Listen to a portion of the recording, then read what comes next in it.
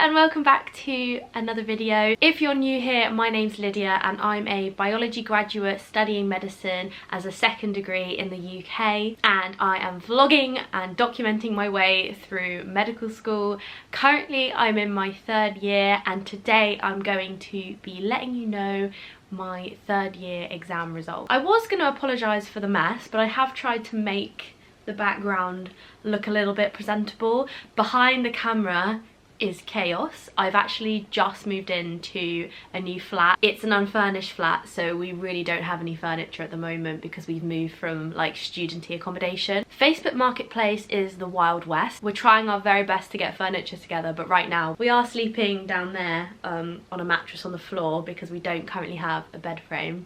But we'll get there. Anyway, the point of course of today's video is to tell you my third year exam results. If you've been following me for a while, you'll know that last year I failed my second year exams and spent the summer resitting them, which was not a fun time. But you may also know I did manage to pass those exams on the second attempt and I didn't have to repeat the year. It still has definitely affected my confidence this year. I've definitely suffered with imposter syndrome more so than ever and questioned whether or not I'm good enough for the course. It's definitely stayed with me, but I have really tried this year to change my revision techniques and learn lessons from that whole experience, and I think I did.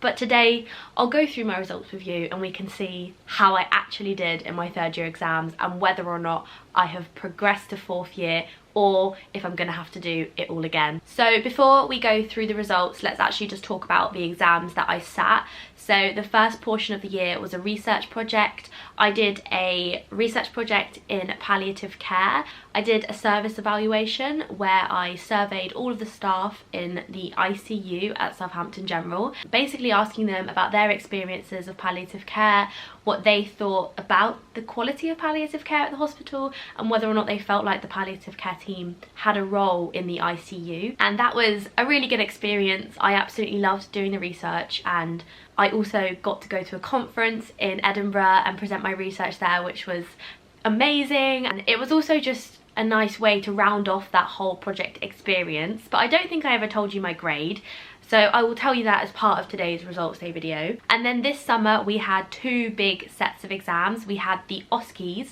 and the OSCEs are the clinical / practical exams that medical students sit. And so we basically tested on our clinical skills, and this year we had to do 16 stations and we were tested on loads of different things, including venipuncture, history taking, revealing diagnoses to people, and it was intense. Then the second part of exam season was something called the Applied Knowledge Test. I was referring to it as an MCQ, or a multiple choice question paper, in my exam vlog, but it's actually more kind of accurate to call it a single best answer exam. So that means that in a question you might get 5 options and maybe 2 of them are completely wrong, but 2 or 3 of them are answers that could be the right answer, and you have to figure out which is the best answer. So that makes it a little bit more difficult, I think, than a multiple choice paper. But that was the big exam. That was 140 questions spread over 2 papers, and both papers had full compensation for each other, so they averaged out completely between each other, and you don't have to pass both, you just have to pass overall between the 2 papers. I hope I've explained that properly. So those are the exams, and if you didn't see my exam season vlog yet, I'll link it below because you can go and see how those exams went for me. It was a stressful time. I actually got my results a few days ago, and I know in the past I have filmed videos where I open my results on camera, but this year the pressure just got to me, and on the day of results day I couldn't even speak, let alone get a camera out and film myself. So I opened those results and I've given it a few days just to let it sink in and reflect. Without further ado, let's get on with it. Let's start off with the research project. So for these results, it's kind of like a dissertation, so you get an overall grade, and I think the pass mark was 40, like that's kind of like a normal university standard. 40 to pass, and then 50 is like a 2-2, 60 is a 2-1, 70 is a first, although we don't really get classifications like that on this course. that's kind of how I looked at it when I got these results. We were actually marked on 3 different components. So we got a mark for our written report, which I think was 6,000 words. We got a mark for our presentation, so I actually presented to an audience my results. And we got a mark from our supervisor, who gave us like a grade for our overall performance of the project. In the written report, I got 62. In the conference presentation, I got 68.75. And then my supervisor's assessment of my performance was 76.2, which meant overall I got 65% in my research project, which I'm really happy with. In university speak, that's a solid 2-1, and I think it reflects the effort I put in, and I'm really mostly happy with my supervisor's assessment of me because he gave me a nice grade and I think we got on well and I had a good time. And I do think your supervisor and how you interact with them is a big part of the project and whether or not you'll actually enjoy it. Another important component of 3rd year is that you have to pass all the placements you do. We did 3 placements this year, primary medical care, which is like GP placement, medicine and elderly care, and then we did surgery and orthopedic. We found out at the time whether or not we passed at the end of each placement. For medicine and elderly care, I got a clear pass. For primary care, I got a pass, which I'm confused about because I actually definitely spent the most hours at GP and put the most effort into that placement. But anyway, I got a pass. For surgery and orthopedics, I got an excellent. I got on really well with the consultant who marked me at the end, and I spent a lot of time with him in theatre, so I think that probably is why he gave me an excellent. So those are all my placements passed, thank goodness, because that was a lot. That was a busy 6 months. And then of course we had the OSCEs.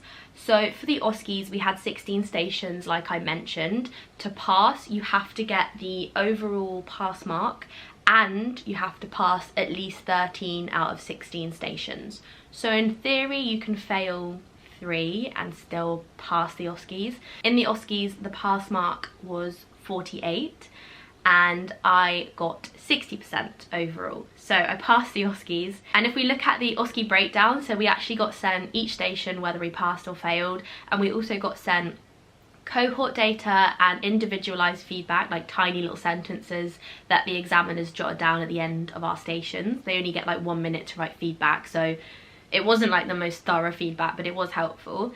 I actually passed all the stations apart from 1, so I failed the chest pain history. I wasn't expecting to fail that one. If I had to put money on one that I'd failed, it wouldn't be the chest pain history. And my feedback said that I didn't know the follow-up tests that I needed to do with the patient, but I'm thinking maybe I read the brief wrong, because I thought it said to explain to the patient what would happen next rather than give the follow-up tests to the examiner. But I don't know, I failed that one, but that's okay because I still passed 15 out of 16. So my highest marks were on the stations where I had to tell someone they had diabetes, a pulmonary embolism history, and one where I interpreted blood results. So on all those stations I got over 80%, which I'm really happy with. And then my lower ones were the shoulder exam station. I mentioned that in the exam vlog, but there was an x-ray I had to interpret and I really struggled. Even though I did a good shoulder exam, I knew I'd lose marks for not being able to interpret the x-ray so well. Also taking a history on someone with memory problems, I've never done that before and I had to just wing it on the day. I did pass, but again it was one of my lower grades. And then of course the chest pain history that I failed. So those are the OSCEs. Overall I'm happy with my grade. It's something to work on for final year. The OSCEs in final year are really important, but I'm proud of my performance. Just need to work on my chest pain history taking.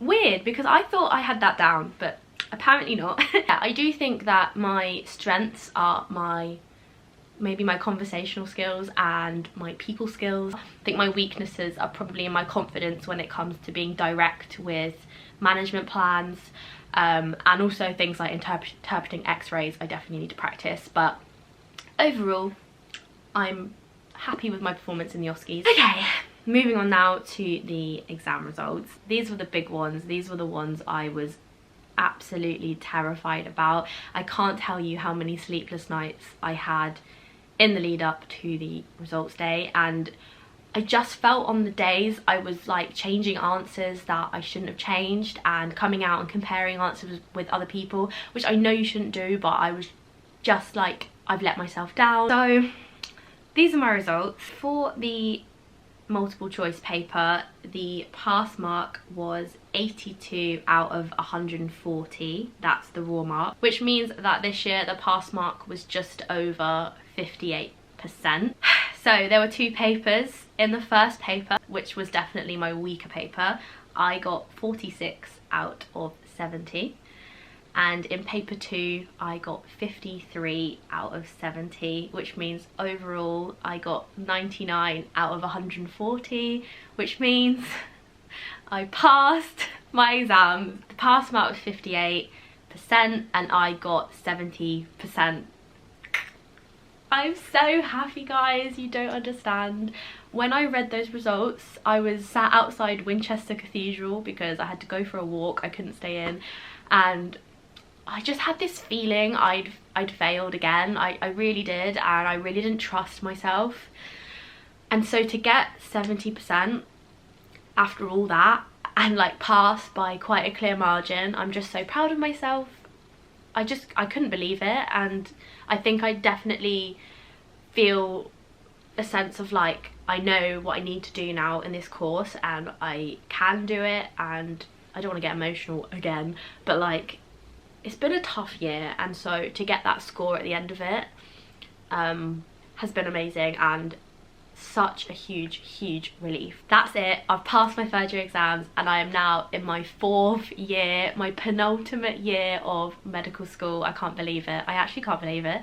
I'm going into my 8th year as a Southampton student and I'm so excited. I'm really enjoying placement. As much as I complain about how long the days are and how much effort it can be, I'm really enjoying practical learning compared to lecture theatres. I'm so glad that I get to move on with that now and start my next placement in September, which will be 8 weeks of psychiatry, which I'm so excited for. Thank you again to all of you guys for watching along this year and leaving your supportive comments. I know a lot of you are rooting for me after last summer, but also I think it shows that if you are in a position where you failed an exam, doesn't mean that you're going to fail the next one, and if you do, it really isn't a reflection of your ability. Exams don't always go your way, I've said this a million times, and exams are tough. I won't ramble on too much now though. I think I will make a 3rd year review video and we can talk a little bit more about the good things and the bad things about the year and what I enjoyed and what I found difficult. I am gonna enjoy my summer holidays, mostly working at the pub, but I'm also gonna have some well-needed R&R and hopefully furnish my new flat. Thank you so much for watching. Don't forget to subscribe for 4th year content coming very soon to this channel, and hopefully see you in the next video. Bye!